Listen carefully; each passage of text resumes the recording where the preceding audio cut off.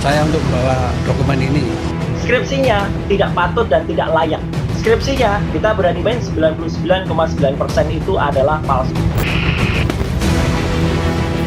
Rabu 9 Mei 2025, adik ipar Presiden ke-7 Joko Widodo Wahyudi Andrianto bersama dengan pengacara mendatangi Bareskrim Polri. Hal ini dilakukan untuk menyerahkan ijazah Jokowi ke penyidik untuk kepentingan uji laboratorium forensik. Dan sekarang sudah diserahkan ke Bareskrim dan nanti untuk selanjutnya untuk bisa menerangkan adalah dari penasihat hukum maupun di Bareskrim. Hanya itu aja. Harapannya Pak terkait dengan kasus ini Pak? Ya, Harapan dari keluarga? cepat selesai ini dan cepat gamblang gitu. Ya kan? Ada pesan khusus nggak yang disampaikan langsung dari Pak Jokowi? Tidak ada. Dalam mengantarkan surat ini? Tidak ada, hanya membawakan dokumen ini aja. Ya tentunya pada saat kita sudah menyerahkannya ini ke jalur hukum, ya biarkanlah berproses secara hukum nanti Mbak. Apakah ini nanti penyidik memiliki kewajiban untuk menunjukkan, apakah penyidik nanti harus memeriksa lab forensik, itu semua kami serahkan semuanya ke penyelidik. Sementara itu, pihak yang menuding ijazah Jokowi palsu sekaligus terlapor pencemaran nama baik Jokowi, Roy Suryo menyatakan pihaknya telah memiliki bukti hasil uji skripsi Jokowi yang nantinya dijadikan uji pembanding keaslian ijazah Jokowi. Uji pembandingnya adalah kami sudah punya hasil uji misalnya forensik terhadap skripsi. Skripsi yang untuk menjadi bahan terbitnya ijazah. Jadi bisa saja ijazah itu terbit dari antah berantah dari mana saja, tapi tidak mungkin ijazah itu bisa terbit kalau tidak melalui proses yang namanya skripsi. Skripsi ini sudah saya pegang, sudah. Soal uji pembanding ini, Guru Besar Ilmu Hukum Pidana Universitas Jenderal Sudirman, Hibnu Nugroho menilai penyidik akan fokus melakukan pembuktian keaslian ijazah melalui uji forensik, tidak dibandingkan dengan hasil uji skripsi. Ijazah atau skripsi? Kalau ijazah ya ijazah, gitu kan. Disinilah ijazah yang akan dilihat sejauh mana identifikasi tentang tanda tangan, sejauh mana identifikasi tentang stempel, sejauh mana identifikasi tentang kop surat. Lah, itu yang saya kira akan dinilai nanti. Makanya Pak Dir Mabes Polri tadi tinggal 10, karena 10 itu yang menentukan, 10% itu. Karena 10% itu menentukan identifikasi tentang ijazah. Identik atau tidak identik. Apa? Nomornya, tanda tangannya, kemudian stempelnya, kop UGM-nya, itu yang saya kira akan dibuka tentang ijazahnya. Oh, ijazahnya ini identik, ya berarti selesai. Oh, ijazahnya tidak identik, oh berarti bermasalah. Nah. Proses penyelidikan tudingan ijazah palsu Jokowi sudah berjalan hampir 1 bulan.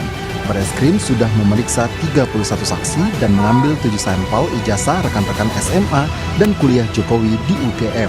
Hasil laboratorium forensik pun masih dalam proses dan akan segera diumumkan. Tim Liputan, Kompas TV. Saudara pengacara Jokowi meminta uji laboratorium forensik dalam kasus tudingan ijazah palsu Presiden ke-7 Jokowi. Lalu seperti apa komitmen Polri dalam menjaga transparansi kasus ini? Kita bahas bersama dengan Komisioner Kompolnas, Mas Yusuf Warsim, dan juga pengamat politik dari Lingkar Madani, Bang Ray Rangkuti yang telah bergabung bersama kami di Kompas Petang. Salam sehat semuanya. Sehat, Bung. Saya ke Pak Mas Yusuf dulu nih. Kalau menurut Anda, apakah Anda setuju nih Mas Yusuf terkait dengan uji laboratorium forensik yang jadi salah satu faktor penting untuk menjawab tudingan ijazah palsu dari Joko Widodo? Ya tentu ini bicaranya kan hukum saja. Kami sebagai pengawas kepolisian kita sangat mengharapkan ini kan sebenarnya laporannya kan saling lapor sebenarnya kan. Ada yang Pak Jokowi melapornya di Polda, deliknya kan dugaan pencemaran nama baik, fitnah. Ada lagi yang di Bareskrim, itu langsung ke dugaan ijazah palsu kan. Nah, ya ini kami awasi terkait dengan bagaimana teknik penyidikan, tentu itu ada pada kewenangan penyidik. Kita sendiri Kompolnas tidak bisa mengintervensi, hanya profesionalisme, transparansi, dan akuntabilitas ini yang kita dorong. Yang kedua, ini kan luar biasa pasti disorot oleh publik. Jadi kami pastikan Polri agar benar-benar profesional, transparan, dan akuntabel di dalam melakukan penyelidikan terhadap laporan polisi ini. Yang Cara kita tahu memastikannya akan seperti apa, Mas Yusuf?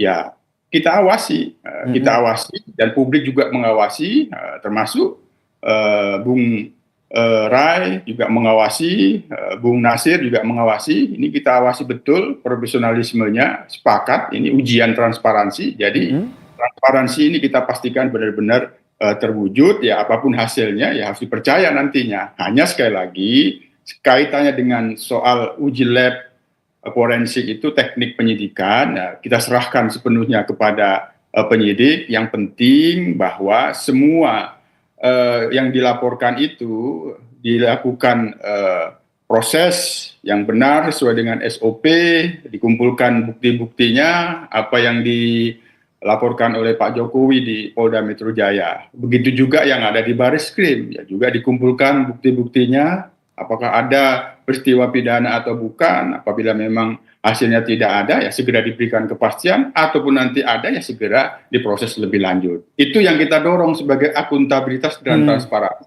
serta profesionalismenya Bung Nasir. Baik, kalau kita lihat secara hukum memang tidak wajib adanya uji forensik pembanding, namun diperbolehkan, sah bisa dilakukan. Ini yang ingin saya tanyakan ke Bung Rai.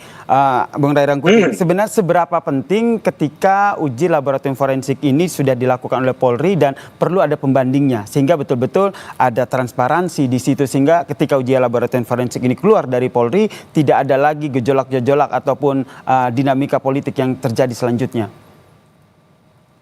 Sebetulnya kan kalau kita lihat pokok awal dari permasalahan ini kan adalah ketidakpercayaan. Itu dulu ininya, pokok soalnya gitu.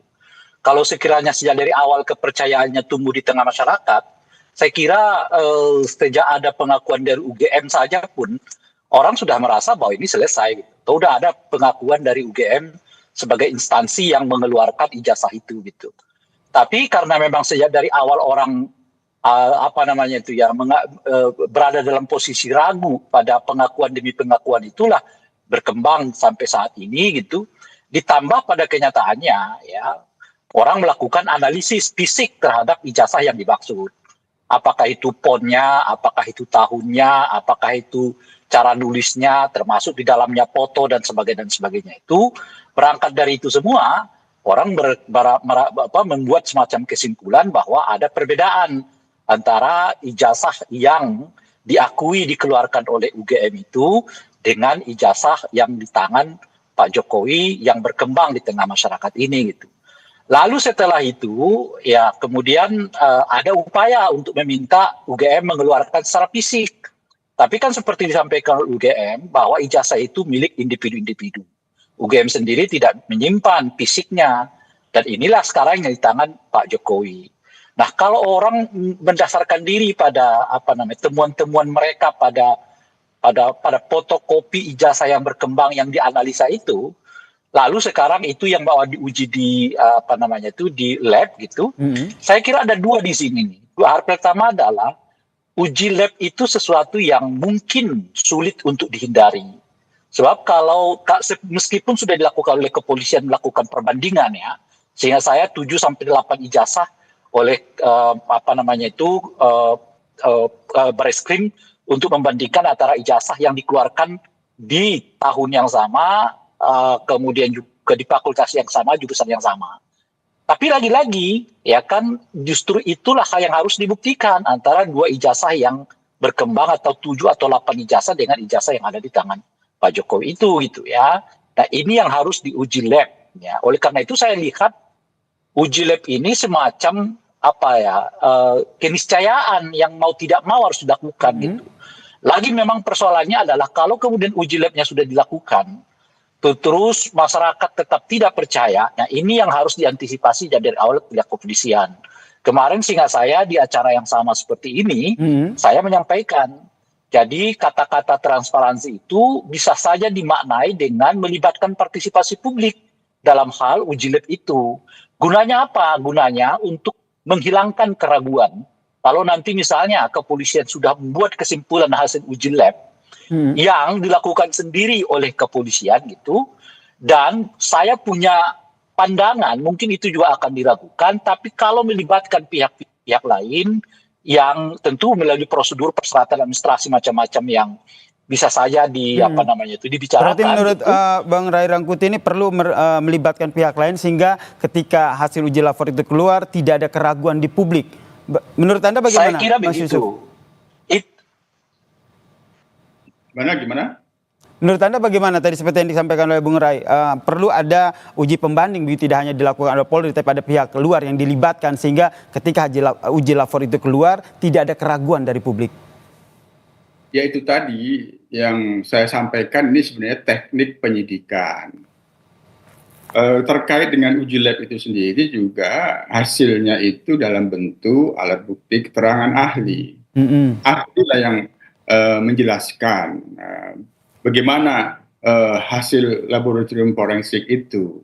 Nah, jadi itu sekali lagi, ini teknik penyidikan tentu kaitannya dengan pengawasan, ya nanti bisa kita misal keterangan ahlinya dari laboratorium forensik itu seperti apa, itu bisa kita minta tanyakan. Nah, karena bagaimanapun yang melakukan pengujian laboratorium forensik itu kan ahli.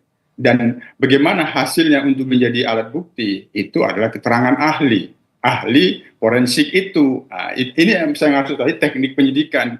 Kita sendiri tentu tidak bisa, harus. Nah, kalau alat bukti yang lain itu sudah cukup dan menjelaskan seperti apa, ya tentu tidak diperlukan.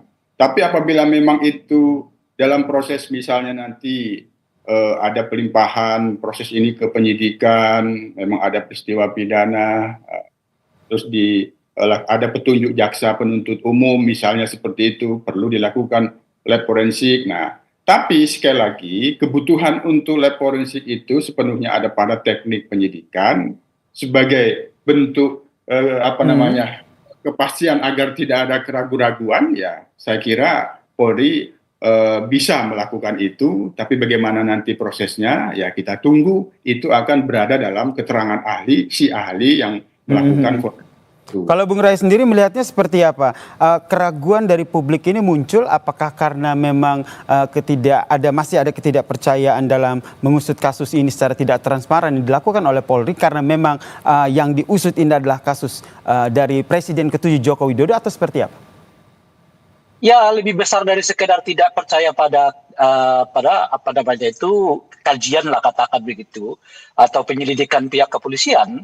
Tetapi kan seperti kita ketahui saat ini berkembang begitu luas ketidakpercayaan pada kinerja kepolisian gitu, pada netralitas mereka dan sebagainya gitu. Jadi ini sudah merambah kepada institusi, bukan lagi kepada bagian dalam institusi itu atau orang per orang dalam institusi. Secara umum ada ketidakpercayaan yang berkembang luas di tengah masyarakat terhadap institusi kepolisian gitu. Nah itulah yang menurut saya perlu dijawab oleh polisi. Sebab kalau misalnya ya mereka membuka diri untuk katakanlah ini salah satu solusi loh ya, bukan hanya satu-satunya solusi. Misalnya katakanlah mereka mengundang ahli yang mungkin dipercaya oleh pihak-pihak para pelapor misalnya begitu ya untuk terlibat dalam uji lab ini gitu. Itu juga apapun hasilnya nanti akan dapat membantu kepercayaan publik terhadap institusi polisi gitu. Jadi harus dilihat dalam konteks itu, nggak dilihat dalam konteks kasus ini saja gitu. Soal kasus ijazah ini, tapi harus dilihat dalam konteks yang lebih besar adalah soal bagaimana memperbaiki citra institusi polisi di tengah masyarakat gitu. Karena itu maksud saya. Nah, kalau mereka ini salah satu loh ya, bukan satu-satunya. Misalnya membuka diri untuk mengundang siapa kira-kira pihak ahli dari para pelapor misalnya gitu, atau juga mungkin akan mengundang pihak terlapor dalam hal ini misalnya gitu ya. Nah, sama-sama tuh, ya tentu mungkin dari sana ada ahli dari forensik yang mereka bisa percaya, dari sini juga mungkin ada ahli forensik yang mereka percaya, diuji di lab yang dimiliki oleh polisi, yang pengakuan polisi menjadi satu-satunya lab, salah satu lab terbaik ya di Asia Tenggara ini kata mereka gitu. Nah, jadi ini bukan lagi satu ya, ini bukan persoalan alat ya, bukan persoalan kemampuan, tapi bukan persoalan, ini persoalan kepercayaan. Dan kepercayaan itulah yang harus ditimbulkan oleh polisi. Kalau polisi sendiri yang ditimbulkan oleh polisi ya terkait dengan kasus ini. Itu maksud saya, iya. Jadi kalau polisi sendiri yang melakukan nih, gitu ya, kan sebetulnya dari dulu orang percaya pada hasil yang dilakukan oleh institusi-institusi yang berhubungan dengan kekuasaan, nggak akan berkembang sepanjang ini gitu loh, selarut ini kasus ini gitu. Baik, saya ke Mas Yusuf Warsim nih, sebagai Komisioner Kompolnas, apa yang harus dilakukan terkait dengan pemeriksaan gini, karena dalam kasus ini memang ujian transparansi Polri sangat ditentukan. Ya, untuk memastikan agar profesional, transparan, dan akuntabel, proses terhadap laporan polisi ini benar-benar dilakukan secara komprehensif. Nah, tadi apabila ada aspirasi, saran-saran, perlu ada pelibatan ahli yang bisa memberikan kepercayaan publik, yaitu sangat terbuka, itu nanti kita dorong. Tapi biar teknik penyidikan ini berada pada kewenangan penyidik, yang kita tuntut dilakukan secara komprehensif, cermat, dan betul-betul sungguh-sungguh. Kalau memang ada keraguan publik tentang keaslian atau kepalsuan, tapi untuk laporan Pak Jokowi di Polda Metro ini kan deliknya pencemaran nama baik, fitnah. Maka ya tentu ketika itu nanti diproses, pembuktiannya kan ada proses itu. Terus adakah tindak pidana pencemaran nama baik itu, adakah tindak pidana yang kaitannya dengan Undang-Undang ITE. Nah, kalau laporan polisinya ijazah palsu, lebih sederhana lagi. Yang dikatakan palsu itu yang mana, yang dikatakan yang asli itu di mana. Kan begitu pembuktiannya. Nah, ketika itulah nanti kalau soal ijazah palsu, untuk membuktikan yang asli itu yang mana, itu harus ada pembanding. Biasanya di situ ada kebutuhan untuk dilakukan pemeriksaan laboratorium forensik sebagai pembanding. Misalnya seperti itu. Nah, ini yang kita terus awasi agar itu benar-benar dilakukan secara komprehensif, tidak parsial. Dilakukan secara komprehensif gitu, sehingga tidak ada keraguan. Betul. Begitu ya. Saya ke Bung Ray ini, dari perjalanan kasus ini kita lihat tentu seperti kata Anda tadi, tidak hanya saat uji laboratorium forensik saja, tapi dari awal perjalanan kasus ini, apa yang menjadi catatan Anda sehingga betul-betul tidak ada lagi keraguan di publik saat hasil penyidikan dari kasus ini selesai dilakukan oleh Polri? Ya, saya kira itu tadi. Jadi pendekatannya tidak hanya sekedar prosedur formal begitu. Misalnya polisi merasa bahwa ini kan cukup dengan kewenangan kita saja. Ya memang cukup kalau soal Anda mau cukup. Tapi kalau Anda ingin juga menjawab soal keraguan itu, ya tentu perlu cara-cara lain untuk menambah kepercayaan publik terhadap hasil yang Anda kerjakan gitu. Nah, oleh karena itulah menurut saya harus ada tambahan atau ekstra terhadap katakanlah prosedur itu. Misalnya begini. Apakah prosedurnya melarang orang terlibat, orang lain tentu di luar yang sudah merupakan kelaziman di institusi polisi, dilibatkan dalam uji forensik? Kalau ada, itu dijelaskan misalnya. Tapi kalau nggak ada, ya buka saja kesempatan itu. Tinggal dipanggil para pihak kan, baik dalam ini pelapor maupun terlapor gitu ya. Baik, kita uji bersama-sama gitu. Itu kan mekanisme yang sangat simpel. Selama ya tentu diperkenankan secara aturan. Kecuali polisi mengatakan, itu nggak ada aturannya tuh, melibatkan pihak lain yang kami nggak setujui misalnya untuk terlibat dalam uji forensik ini. Kalau udah begitu ya kita berhenti gitu ya. Silakan lapor ini ke sendiri. Cuman apakah itu nanti akan menimbulkan kepercayaan publik? Nah itu masih jadi pertanyaan besar gitu. Tapi kalau misalnya mekanisme yang kedua dilakukan atau ditambah dengan mekanisme yang lainnya mungkin diperkenankan di dalam proses ini gitu ya. Artinya kalaupun ada keraguannya, ya orang dia sangat mengatakan bukankah ahli dari Anda juga ikut terlibat dalam hal uji lab itu gitu loh kira-kira. Oke, dari Kompolnas sendiri melihatnya seperti apa pengawasan yang dilakukan dalam tahapan-tahapan dari proses penyidikan kasus ini? Ya, yang kita pantau sementara ini kan sepertinya masih dalam proses pendalaman, terus dilakukan penyelidikan, beberapa pihak termasuk pelapor mintain klarifikasi, termasuk kemarin di Polda Metro Jaya kan ada yang sudah memenuhi undangan. Jadi proses penyelidikan itu kan dimintakan klarifikasi dulu untuk mencari bukti-bukti ada tidak peristiwa pidana yang dilaporkan ini. Hanya nanti kan juga bisa diminta keterangan ahli pidana dulu. Ini ada pidananya tidak ini? Yang dianalisis oleh mereka-mereka yang ini dilaporkan ke Polda Metro Jaya. Ya, ini ini saya kira yang kita perlu pastikan proses penyelidikannya ya secara formalistik tentu harus sesuai dengan SOP. Penyidikan tindak pidana kan dalam rangka memastikan kebenaran material itu ada atau tidak. Jadi ini masih awal, jadi kita kawal, kita awasi sama-sama agar profesional, transparan, dan akuntabel agar tidak ada keraguan-keraguan publik terhadap hasil yang dilakukan oleh Polri. Itu yang paling utama, Bung Yasir. Baik, terima kasih Komisioner Jadi mungkin Kompolnas. perlu ditambahi Bung Yasir ya. Ya, singkat saja silakan. Sebenarnya kan keraguan itu juga punya basis yang cukup kuat ya. Ingat loh ya, kenapa sekarang mulai banyak orang berbondong-bondong melaporkan dugaan ijazah palsu Pak Jokowi? Karena pernah 2 kali dilaporkan, tapi alih-alih dilakukan proses ya seperti sekarang lah, misalnya uji lab macam-macam, yang ada pelapor-pelapor itu malah tersangkut hukum kan. Gitu. Baik, ini yang menjadi ujian untuk institusi Polri ya, Iya. bagaimana mendudukan kasus ini secara transparan dalam pengusutannya. Terima kasih Komisioner Kompolnas Mas Yusuf Marsim dan juga pengamat politik dari Lingkar Madani, Mas Rai Rangkuti telah bergabung bersama kami di Kompas Petang. Salam sehat semuanya.